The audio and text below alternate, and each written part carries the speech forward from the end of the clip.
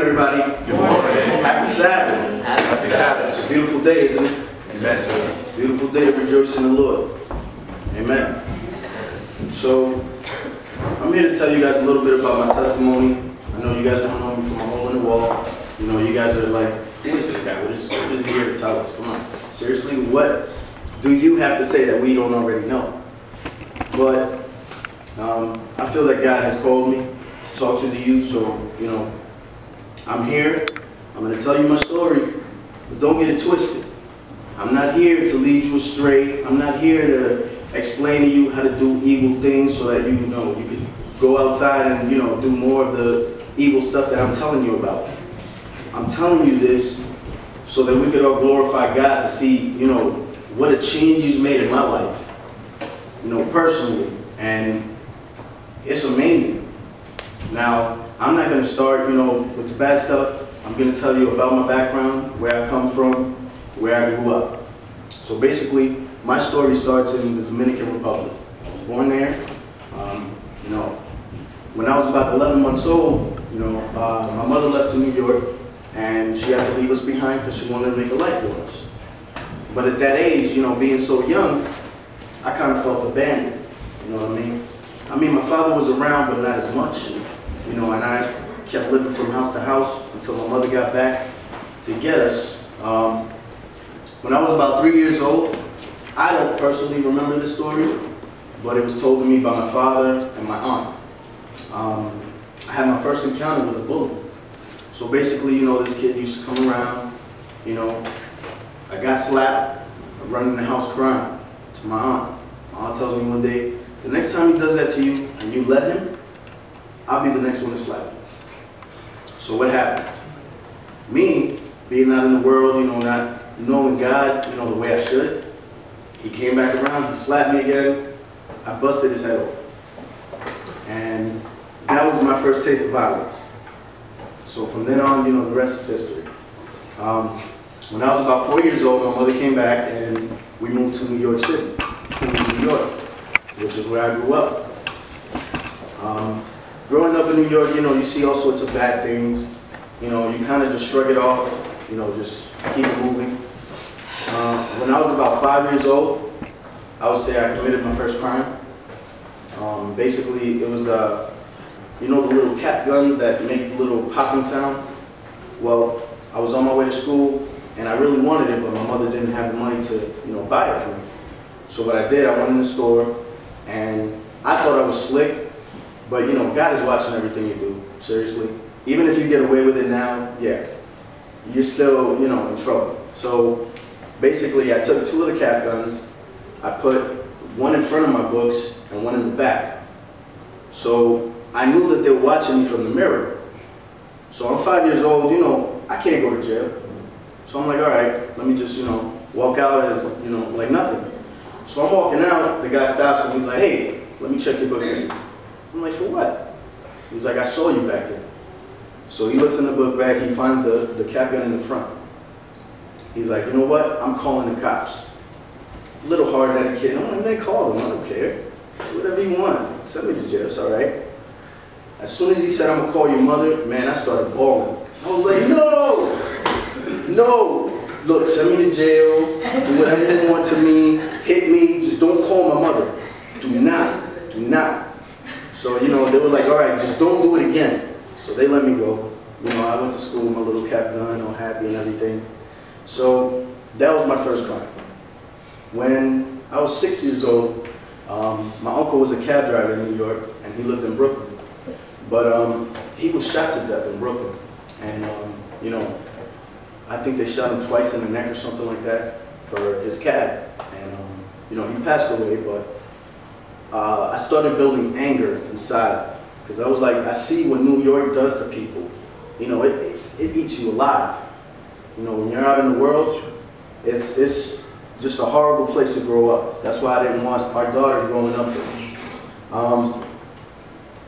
When I was 9, we went to the Ringling Brothers Barnum and Bailey circus thing. So, it was all cool, we had fun and everything. We're on our way home, and we get on the 7 train, going to Queens. This was in Manhattan. a guy comes in on the train and he's all cut up. Like his arms, his legs, his face, it's like he got cut like with a machete or some sort of big knife. And that traumatized me, man. Because seeing that, it was like something out of this world. I never seen, you know, anything like that in my life. And, you know, at that age, I was afraid to get up at night and go to the bathroom. So I kind of started wetting the bed at that age, you know. And I'm pouring it all out here, you know what I mean? I know you guys are looking at me like, damn, this dude used to wet the bed? What? Yeah, I'm pouring it all out now. You know what it is, yeah. So, basically, it just got worse. I mean, I just kept going downhill. It just got even worse. At the age of 10, I started smoking cigarettes. I wasn't even inhaling. It was just to look cool, to fit in with the other kids, because everybody was doing, you know, bad things. So the badder stuff you did, the more cooler you were. So basically, at the age of 11, I started running away from home a lot. You know, ended up in Brooklyn, somewhere in Corona sometimes, wherever.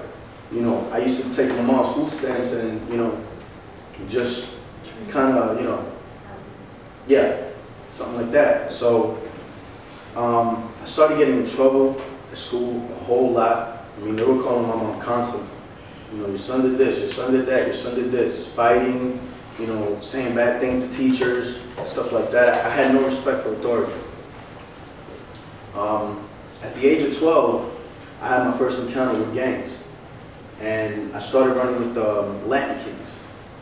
And, you know, it just kept going downhill from there. I mean, it was bad. When I was 14, I started using drugs. And I had, I don't know, like 3 jobs.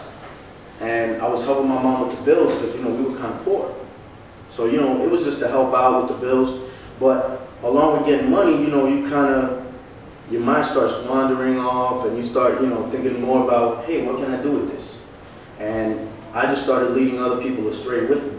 You know what I mean? So we just kept doing bad things at school, stuff like that, selling at school, and it just got bad. 15 years of age, we started our own gang. And it was like bringing more people into doing wrong. And I don't know these people's backgrounds, you know, I don't know where they come from. Some are from Queens, some are from Brooklyn. Some of them I never even met in my life, you know, and we just started a gang, and it was all sorts of bad things that we were doing around New York. So, trying to basically get our name up. By the time I was 16, you know, I started learning more about girls and everything, and, you know, started doing bad things. When I was 17, I got kicked out of high school, and, you know, basically got in trouble with the Latin Kings. So they were basically supposedly looking for me because, you know, they wanted to do something to me, but when your mother gets a hold of that information, you know how they get it. They're like, no, my son, and whoop-de-whoop, and she sent me to Florida, and she's like, hide him, and, you know, I'm like, nothing's gonna happen. I know these guys. These guys aren't gonna do anything, you know, and she got all worried, so I moved to Florida for a couple of months. I started going to school there. But it turns out that the school in New York didn't want to send my transcripts. So they wanted me to start high school all over again. I was like, that's not happening, bro. I'm out. So I went back to New York. I was like, I don't care about the trouble. If they find me, they find me. That's that.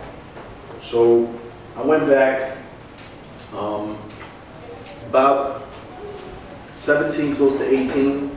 I started going to this high school, and I met this girl, and we became boyfriend and girlfriend and everything, and, you know, she had her own place in the Bronx. So, you know, I kind of started leaving home.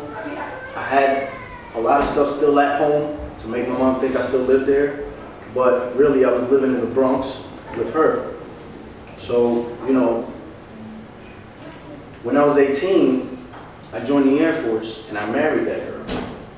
And basically, you know, you go through your training and everything, a couple of months here and there, and then you finally get to your base. So, as you can already tell, that wasn't too long of a marriage. It was maybe at most a year. And, you know, she cheated on me, but, you know, let bygones be bygones. You gotta forgive, forget. So, I was real hurt when it happened. So I started like falling into more evil. And the funny story is that I actually met somebody when I was going through my divorce. And we met online. So we started talking, and she was like, do you have a girlfriend? I was like, well, I'm going through a divorce. She was like, I don't want to talk to you. I was like, yo, but we could be friends. You know, everybody needs friends. She was like, I don't want to talk to you. I'll see you, call me when you get a divorce. So I was like, all right, forget it. I'm not even talking to you. And it's funny because God reveals these things to you in little bits and pieces throughout your life, but you don't really catch on. You're like, you're out in the world, you're having fun, you know, partying and everything. You're like, I'm not worried about that.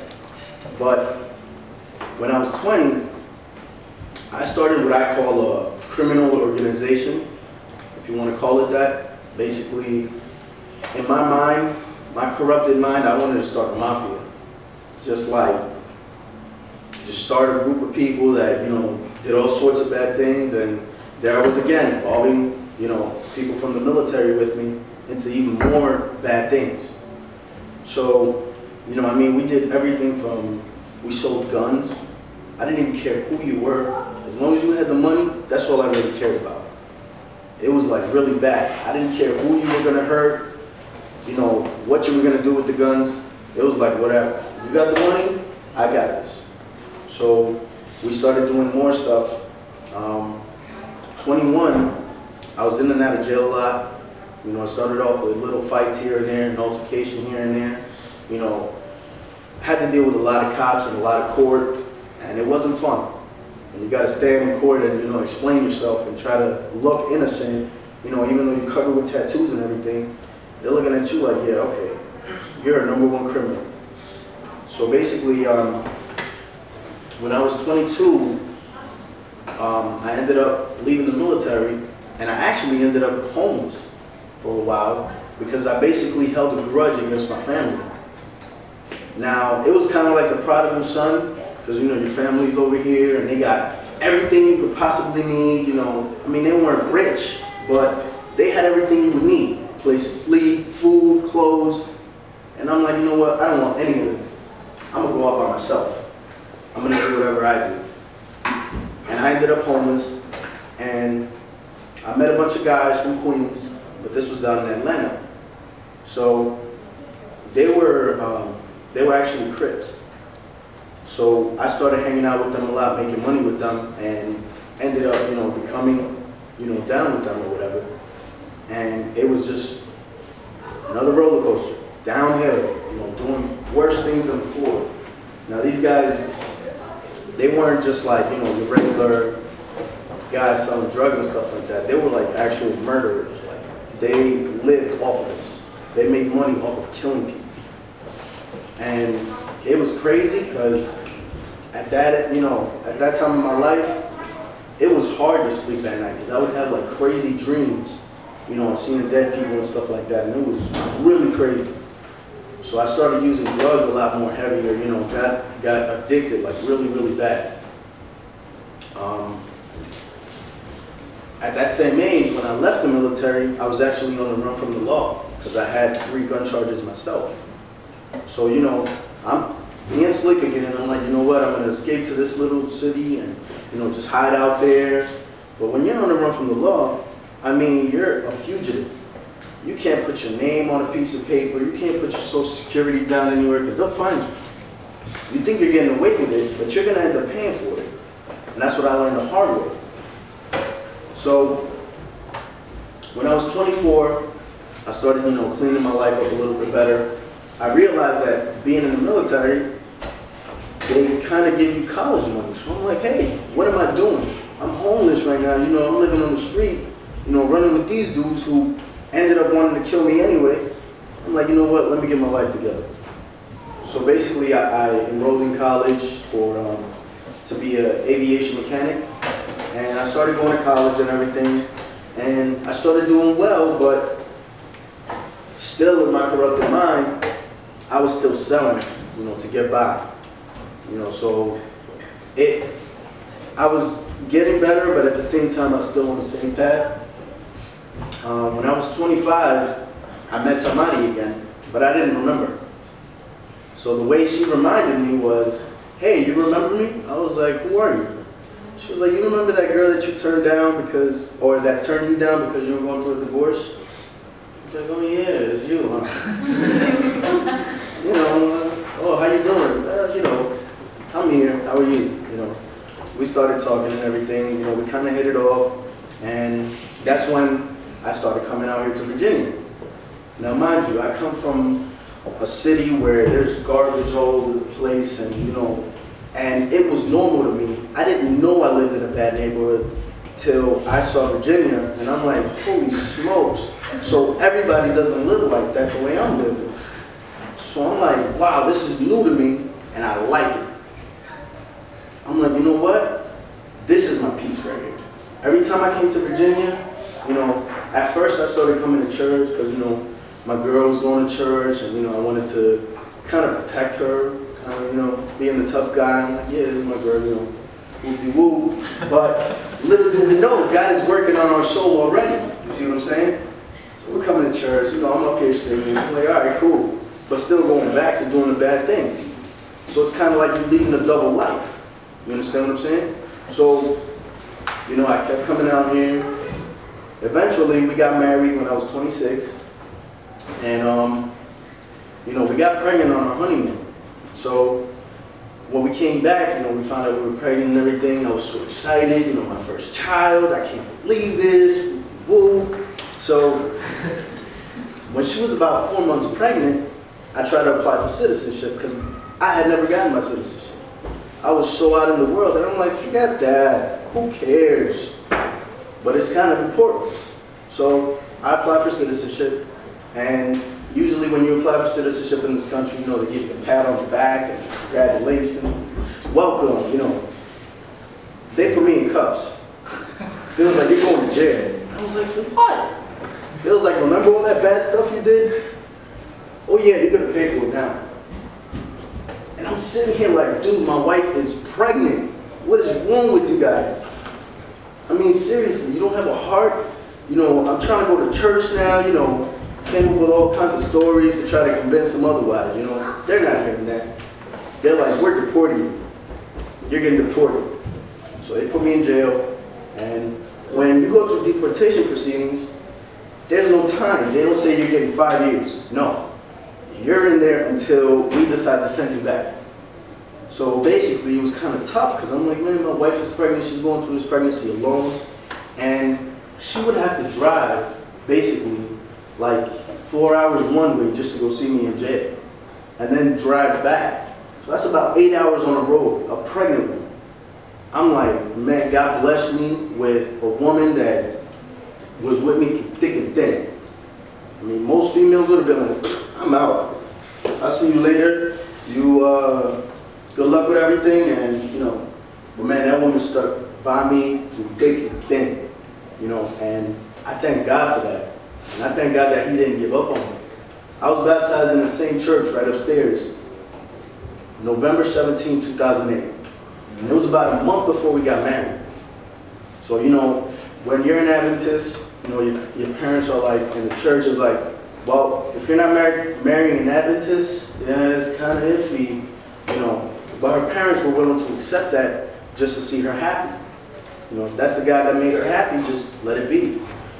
But little do we know, God is still working on your spirit. God is still working on your spirit, working on you, working on you. And I'm glad that I went through everything I went through, because had I not, I wouldn't be the person I am today. Had I just, you know, accepted Jesus when I was 5 years old, I would have probably not been in church right now. So many times I could have been dead out there in the street. So many bad things that I did. Running with gangs and running with murderers and running with, you know, doing jobs in the street, and, you know, I was involved in drive-by shootings and, you know, shooting at people. You know, I shot at a car because he cut me off. It was like, really? Who does that? You know what I mean? And it's like, God just had so much mercy on me that it is amazing that He didn't just say, you know what, that's it. That's it for you. You're done. And I thank Him every day for it. I got out of jail the day my daughter was born, which was also the same day of my court date. Now, before I got out of jail, when I first got into jail, you know how you see the movies about jail and everything? You're like, oh man, you gotta be tough in there. You know, you can't let nobody punk you. So I'm coming from New York, you know, I'm in Virginia, I'm doing my little walk and, you know, trying to be a tough guy and everything. I even tried to start like 2 fights myself, you know, just because I was angry at the world for what was going on. Basically, my wife, when I had the first court date, my wife was on her way home. And I didn't understand what was going on because I went to court through a TV. It's not like you're sitting in the courtroom and everything. You're through a TV and you're looking at everybody, but you don't really hear what's going on. Now the judge said that my court date was being postponed to a later date. So I'm like, all right, so that must mean I'm getting out and then, you know, come back to court. No, you gotta sit in there. So I'm like, man, I can't believe this. I'm so pissed off at the world. I hate this. Whoop-de-whoop. As they're driving home, they see a truck out of nowhere. No letters around it, no nothing, right? All they see on the back is Jeremiah 29:11. So I'm like, my wife tells me this, and I'm like, honey, why are you quoting the Bible right now? I'm pissed off at the world. I hate this. You know, don't talk to me about God right now. I don't want to hear this. And she's like, just read it. So, you know, they put you on lockdown and everything. You got to stay in your cell. I couldn't sleep at night. I'm like, for what? Forget sleep. I got all day to sleep. So I'm going to turn to 29:11, Jeremiah 29:11, and tell you what it says. It says, for I know the plans I have for you, declares the Lord. Plans to prosper you and not to harm you. Plans to give you hope and a future. Then you will call on me and come and pray to me, and I will listen to you. You will seek me and find me when you seek me with all your heart. I will be found by you, declares the Lord. I will bring you back from captivity. I will gather you from all the nations and places where I have banished you, declares the Lord. I will bring you back to the place from which I carried you into exile. I'm like, wow, that's amazing. Like God was talking to me. I was like, whoa, this is the first. I've never talked to God. I mean, I grew up in a Catholic church, and I'm not knocking anybody who's Catholic. All I'm saying is, when I was in the Catholic church, I didn't really have a relationship with God. It was like, oh, just go in there, you know, give some money, and just go back to doing dirt.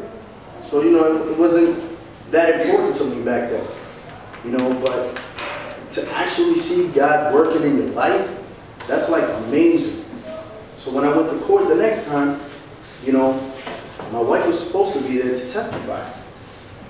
The lawyer looks at me through the TV and goes, by the way, your wife is in labor right now. I'm like, holy smokes. You gotta be kidding me. I'm sitting in jail right now and she's going through this by herself. You know, but thank God she had her family with her. Now, I guess somehow God worked in the judge's heart and the judge was like, you know what? Get this man home today. It usually takes a couple of weeks when they release you.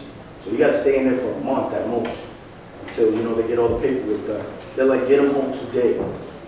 So, you know, while I was in there, you know, we had a little Bible study and everything every single night. It wasn't just on a Sabbath night, no, it was every single night. Because if you weren't doing that, you were doing dirt with everybody else. You know, and I mean, in jail, you think there's nothing in jail? There's everything in there. There's drugs, there's, you know, homosexuality and all that crazy stuff going on in there. You see what I'm saying? So if you're not in the Word, you're in the world. You see what I'm saying? So we had to stay, you know, bringing more people to God. And I mean, when I was there, I saw at least 50 to 60 dudes give their life to Jesus. You know, praise God for that. No glory to us.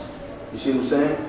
So that's amazing to see people, you know, they're still getting deported, some are still staying, but they're actually giving their life to Jesus Christ. It's a beautiful thing. And these people come from all walks of life. Murderers, thieves, you know, all different types of dudes. So it was a beautiful thing. I got released the day my daughter was born. She was born at 3 p.m. I got to the hospital about 1 a.m. because of that 4-hour drive, you know, it was really far. And basically I got to see my daughter the same day she was born. Amen. So it's a beautiful thing, you know. After I got out, still kind of doing third on the side, you know, but even still, God blesses you. I'm here to tell you, man, He blessed me beyond what I could do. You see what I'm saying? I was able to finish my aviation mechanic license, so I got that. You know, and I was working in Florida for a few months and everything, but without my family, it's kind of like, all right, I know at one point or another I'm going back to the world. I need to be back with my family. So I said, forget this job, I'm out. Came back with my family, and you know, I'm back here, you know, doing our thing and praising God.